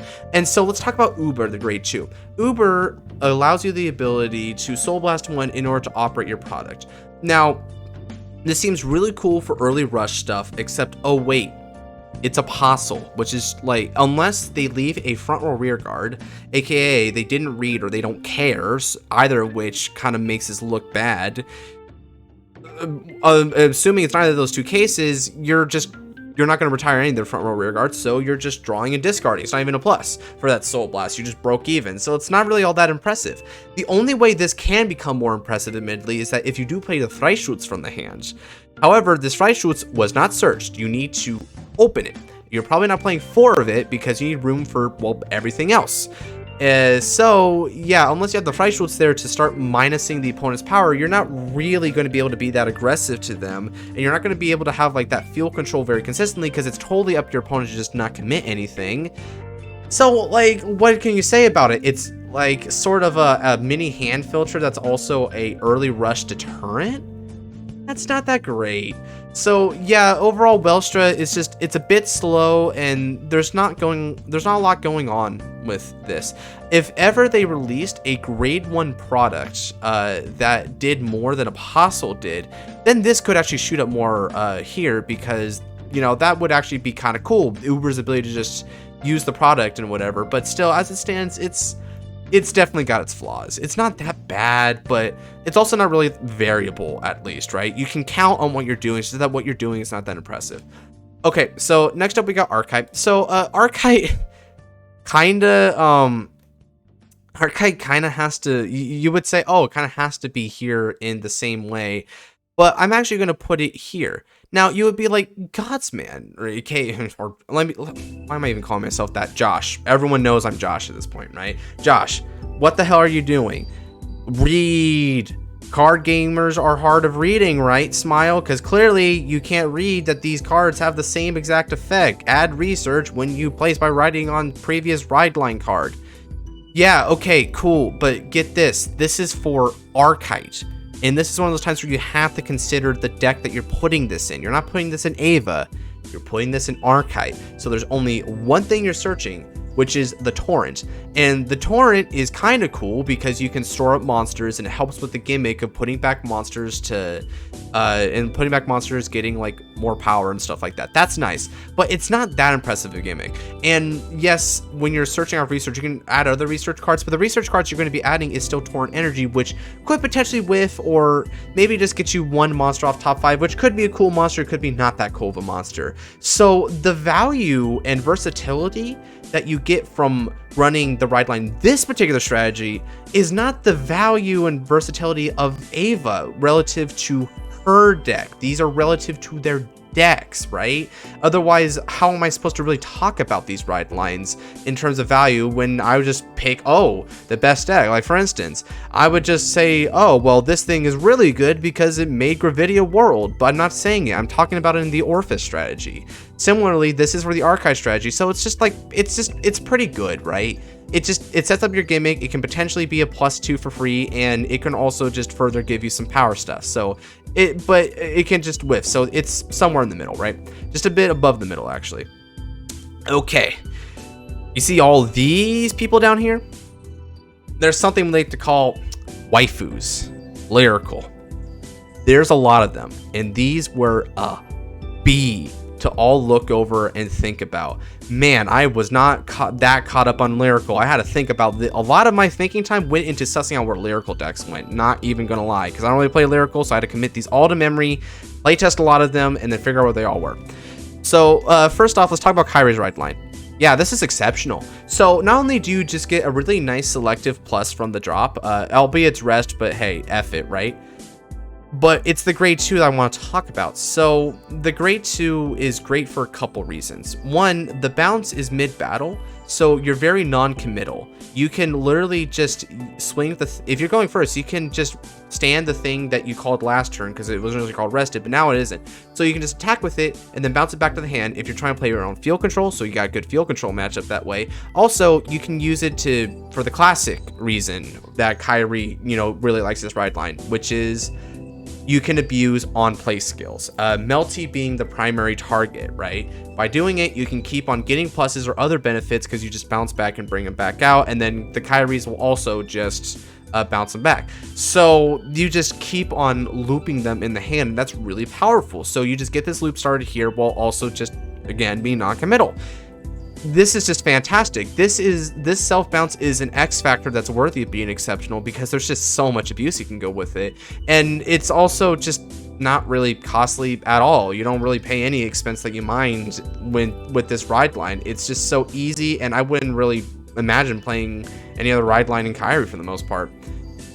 Clarissa's ride line is actually surprisingly solid. The Clarissa's ride line I like a lot. So the thing with Clarissa's ride line is it adds you like some earnest correct stuff. Let me put it a little bit lower though. Let me put it right around like here, I'd say. So it can add you earnest corrects, and you definitely need the earnest corrects. And there's a fairly good target pool for peeping top 7 and stuff. So that's pretty cool, right? Now it can whiff, but you're usually not going to whiff. And when you hit off of this, it's extremely high value because your entire gimmick is based off of having a field full earnest corrects. So you need it. Another thing, this is another situation where the grade 3 is massively important because the ride line caters specifically to grade 3 Clarissa's skill to when it's ridden. Well, not when it's ridden, when it rides on Van, you're able to add the order, which essentially turns your Vanguard into a brawler in disguise. It can attack a bunch of units and potentially get a bunch of pluses. So that can be really, really explosive. So you have to consider that you're getting a potential +3 here, and because it's adding to your ability to get the earnest corrects and make the order alive, it's just very necessary. There is some amount of RNG into it, and there's not really a lot of other X factor behind it, but yeah, it's still definitely solid. Okay, so Celestials is a big fat variable. I read Celestial's ride line and I had to do a double take because I was like, wait, this is what this ride line was? I wasn't even paying attention to this deck other than for the aesthetic, dude, not gonna lie. But yeah, like when you just read it, it's based on White Wings, Black Wings, and there's some problems here. So for one thing, you're buying the top card of the deck, so whatever your bind is determines your wing. Now your wing may be relevant to the situation. Perhaps you want to actually have the skill to make your opponent like not be able to rush you with like grade 1 or lowers. That's really cool.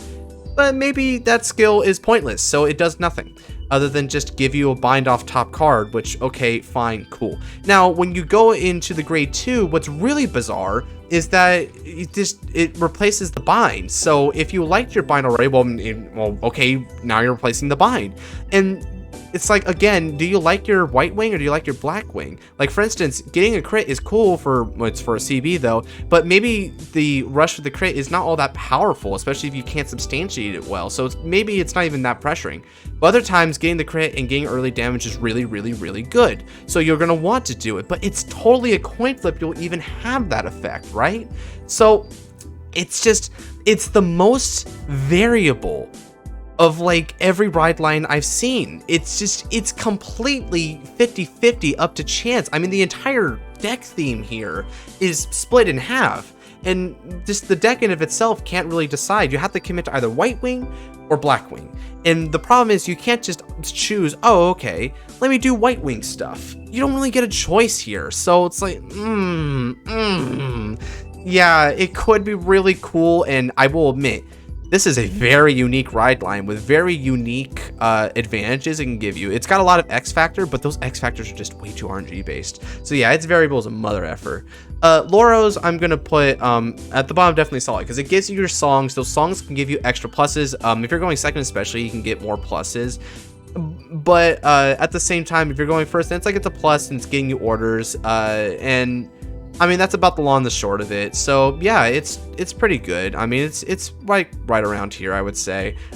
Just right next to Clarissa, who also gives you a +2. Now, this one isn't quite as RNG based, but at the same time, this one, if just based on coin flip, could also not be giving you as much pluses. So now some people argue, oh well, getting the orders and then they can get you other cards, and that's more plussing. Well, no, because you're breaking even, because you're placing in the order zone. The only thing that happens is that they, get sung, really. So yeah, I'm a little bit back and forth on it, but it's somewhere in the definitely solid for sure. So you just take your pick really on where it is. I think it's a little bit like right next to Clarissa in here. It's like a relative. I'm lowballing it a tiny bit, but it's just definitely solid overall. Okay, so Willista's is a pretty good ride line, actually. I like Willista's a lot. Yeah, I'd say it's probably like right around, yeah, I'd say it's right around here, right? It gives you a plus on the grade 2 turn, which is really nice, and you can also build up some.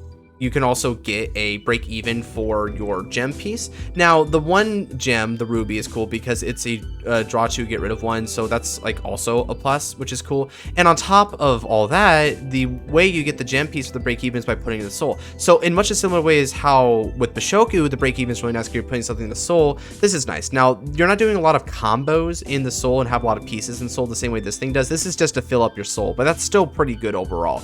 It's not all that dynamic, but it just gives you some basic advantage and a little bit of searchability there, so it's cool. If nothing else, having the gems lets you dig in more the same way that the Zorga one does. But yeah, it just doesn't feel like quite as good as these guys, but it's still pretty freaking good, so I like it.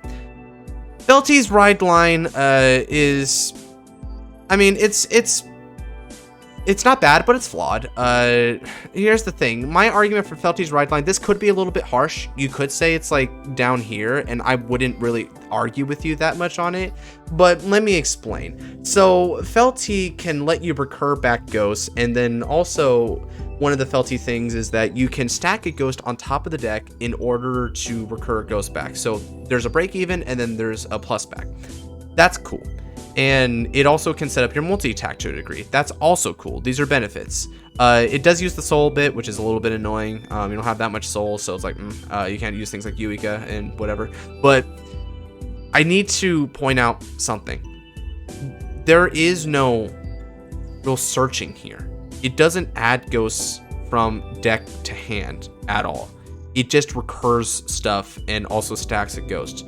So for whatever reason, if you're not seeing a lot of ghosts or even good ghosts, you have to deal. You have to entirely depend on what you've been opening and drawing into in order to like judge the value of this ride line. It can set things up for you pretty good, and it would be more like around here if it really did get the plus and set up the multi-attack break even. That would be worthy of putting it with these guys. But because it's very based on what you already have and there's no searching, there are just some games where it's just like, oh man, I don't really have that many ghosts, and even if you do have a ghost, it's like, yeah, but the one I got, it kind of sucks. I don't really want it, so it's just kind of, it's a little bit lame by comparison. So that is a definite flaw, right? We're talking about flaws, and the fact that there's no digging in this deck is a flaw.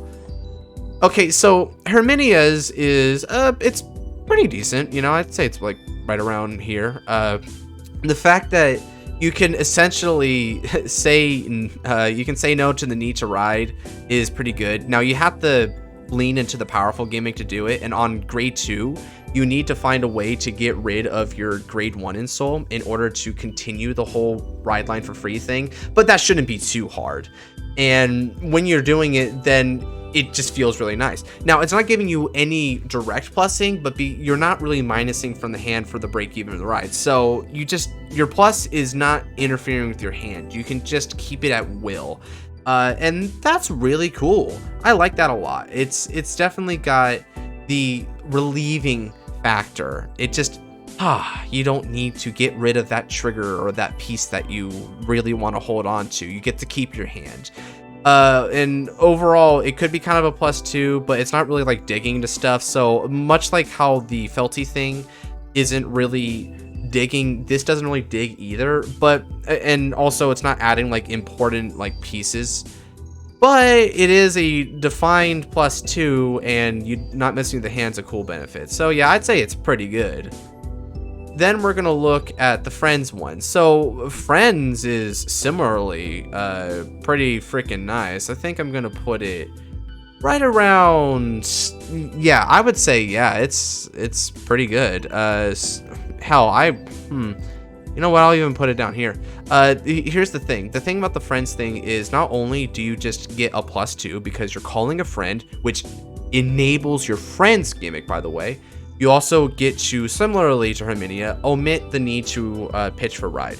So that's kind of a +2, but because you're enabling your friend's gimmick early, this one falls in a similar category to Kyrie in that you can do a lot of early rush shenanigans with it. And so it's just a very nice synergistic ride line with what you're doing. You can proc a lot of stuff, like the Melty, for instance, because you're doing this. So yeah, I would just say it's definitely solid. Now, it's kind of the bottom definitely solid because it's not like you kind of need other stuff to really maximize on the benefit of the Friends thing, but at least it builds the Friends and gives you like a sort of a pseudo +2. And the value of not needing to discard from the hand is very based on how badly you want to keep your hand. Maybe sometimes you even have like, oh, this draw trigger, which you would have been fine with discarding anyway, really, so it doesn't feel that great. But other times you're really tight with your hands, so this feels a lot more valuable. So there's a bit of a variance in the value here, but it's still definitely solid overall. Okay, so Hazoret, and can I just say, just disclaimer, a lot of these ride lines right here from set 3 Lyrical are very relative to each other, so I'm going to be putting them pretty similarly. So Hazoret, I'll say, is around here.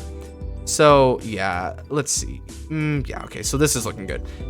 Hazoret is a break even, but it also allows for a bit of a early poke, but non-committal, because you can call a card from hand, poke with it, then like charge, you just put it back in the deck, but you do get to draw for it. So it's a break even. That's kind of cool. It's also sort of a deck filter, cool, like, which is really neat, because that's part of Hazoret's thing, is if you really want to not have like a bunch of triggers in hand and make your drive checks more impactful, you can toss that stuff and then put them back afterwards after swinging with them. So that's cool. And then on the grade 2, you're able to call a card and then draw, so it is kind of a +1, but it's just sort of basic code things, right? You know, it's very average.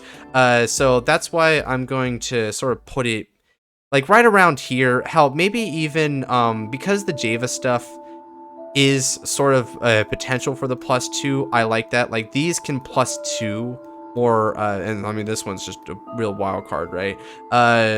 Not enough for variable tier though. I think these are more with like the potential +1, +2-y things. So let's put it right around here. Yeah, I'll say that's where they go. Okay, so now Lutetia is also like that, but I actually am going to rank Lutetia ahead of a lot of these guys, because the thing with this one, adding a card from like the deck to the hand, but for the price of bot decking something, seems it's a break even, but you're getting a cursed play card, which in of itself can soul charge you one and then call something from soul, so it actually can turn into a real plus. It's someone RNG based. What you soul charge, you can soul charge the over trigger and stab yourself, or you can soul charge Nostria and, you know, get jacked up on Mountain Dew, baby, because it's really variance with that. But regardless, it gets you a really important piece, and it just ends up being a break even very well. However, if what you're putting back into the deck is a trigger when you're already having other triggers, it actually feels nice to add back some amount of trigger pressure in your deck when your whole thing is a restanding Vanguard and you want that trigger pressure. So that's cool. And then the grade 2 has a very similar benefit to what these had with the, oh, you no need to discard for Rideline.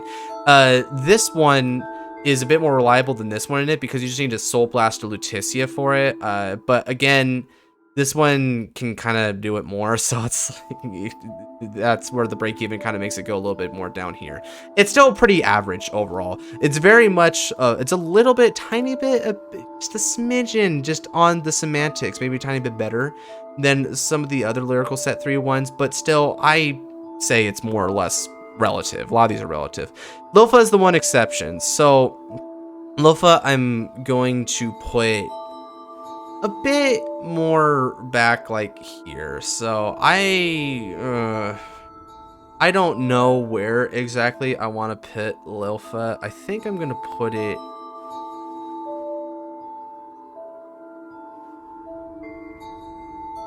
here. Yeah, okay. So the thing about Lilfa is it is a +1, and then it also does a bounce back, so that's just sort of like a non-committal thing. But whereas this non-committal thing, and also there's another non-committal thing here. It eludes me. I'm trying to remember, but essentially you can call something and then you're able to. Oh yeah, it was Hazard, right? So unlike those things where you can do it in the middle of the battle and it still feels like you need to break even with it, this thing isn't middle of the battle. It bounces back. It bounces the grade 2 or greater that you called as a booster back to the hand when you ride to grade 2. That's about it. So it's like, okay, cool. The only thing you didn't commit is maybe like a Persona ride or some other big thing you're just going to call later anyway. But it's not a mid-battle thing. It doesn't add to your battles. It just makes the one swing you got with the van like that much bigger. Now, of course, you can call other stuff, of course, but I'm just talking about at the bare minimum where it concerns is Rideline. It's just giving you a bigger van attack, which doesn't feel quite as good as what like Hazard is bringing here. And it doesn't have the combo-y nature that the Kyrie one has way up there. So it just kind of feels like a basic +1, and then you just also get a little bit of a beatdown thing, which, you know, there's nothing wrong with it in the sense of the gimmick itself. It isn't potentially going to whiff you or be self-sabotage. Like this can potentially just not do much for you. This can be self-sabotage, you know, stuff like that. This one isn't like that, but it's also very unimpressive and just kind of feels more like beatdowny. So that's why I'm putting it down here. Medio. So Medio again is just along the average, right? You get a +1 by calling something, and depending on you reveal the top card, you can keep it standing or it's just going to be rested, right? Or it's technically you keep it rested or you stand it. Now, here's the thing. The grade 2 and the grade 1 both add in kind of spice, right? Spice where I want to put it a little bit above this, actually. The spice here is with the grade 1 ride over, you reveal the top card. Now, if it's a trigger, the thing stays rested, so boohoo, but you saw a trigger. So very much like something pretty close to it, Thegri here, you can play with that knowledge, that trigger. However, this can also go kind of sour, because when you have the stand unit, you swing with it, and that's pretty cool, right? Swinging with that stand unit, but it means you have a normal unit on top of deck, and if you have an effing normal unit on top of deck, your opponent can guard very securely against this. Like if the grade 2 swings on its own for 10, they can just guard for 5, and they know that it's not going to pass because they know what your top deck is, because you're revealing the top card. You're not looking at it, you're revealing it. And because you have to reveal it, your opponent can play with that information almost as much as you can. So that's a little bit weird. And then with the grade 3, you can look at the top 3, you pitch 2, and then you stack 1.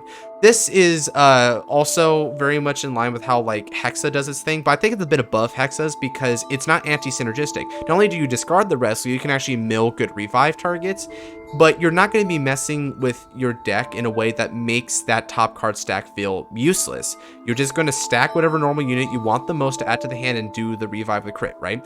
That's just what you're going to do. So it's just pretty easy pickings, and there's not really a lot that can go wrong with it other than, yeah, sure, you can discard triggers, and that feels like it sucks, but still, you're going to take that pain a little bit, and it just helps your gimmick. It makes your gimmick secure for one turn, and again, you're playing with that knowledge, so it's really nice. I like this a lot.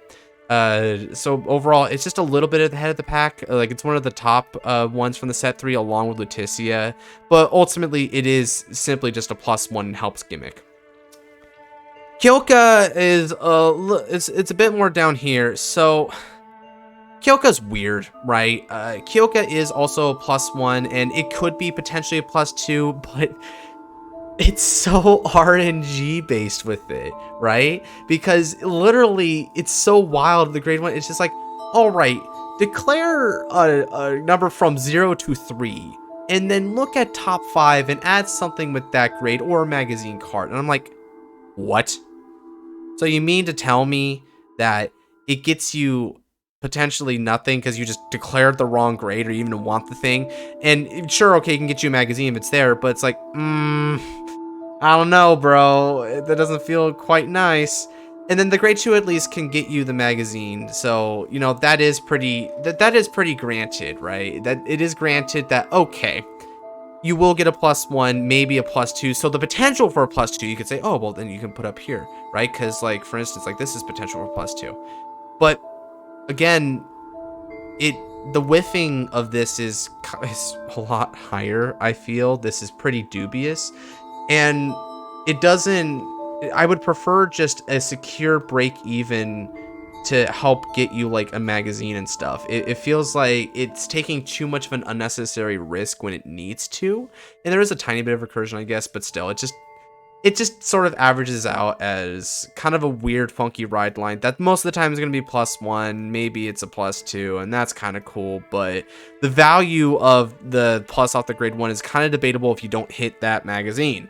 So, yeah, it's just okay. Maybe it could go a little bit more up here if you want to do it, but I'm not quite as convinced by this ride line.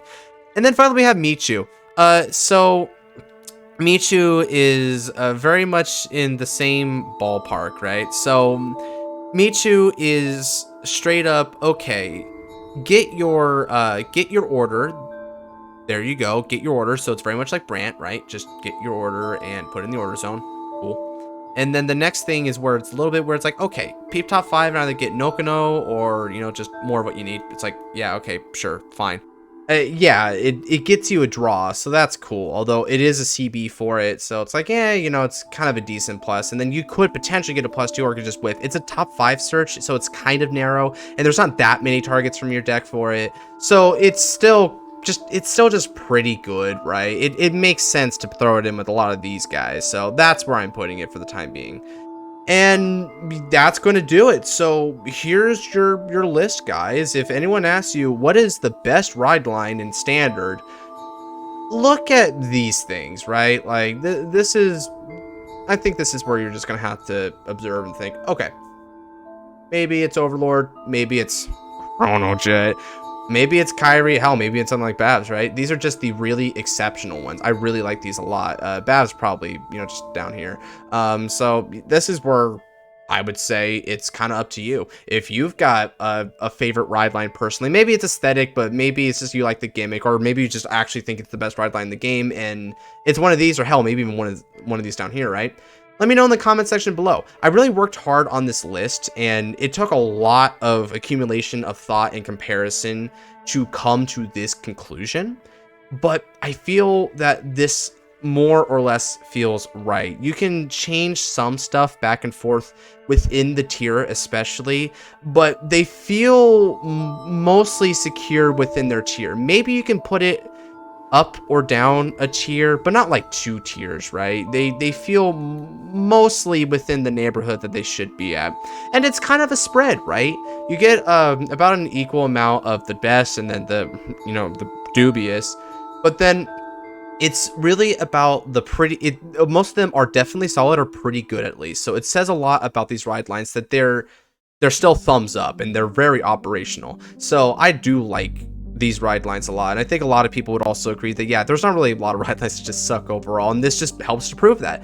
So again, let me know in the comments which one's your favorite, which one do you think is the best. Alternatively, you can also tell me which one is the worst, right? Maybe you want to tell me why which of these ones is just just absolute dog water. You know, you can tell me that too. I'd love to hear it. If you did like this video, then comment that. If you hated it, or if you just want to give me some suggestions how to improve, then I'm dying to hear it, because I really like these tier list videos. A lot of people seem to like my tier list because of the in-depth discussion, so I want to offer more of that. I want to live up to that. So definitely feedback is critical.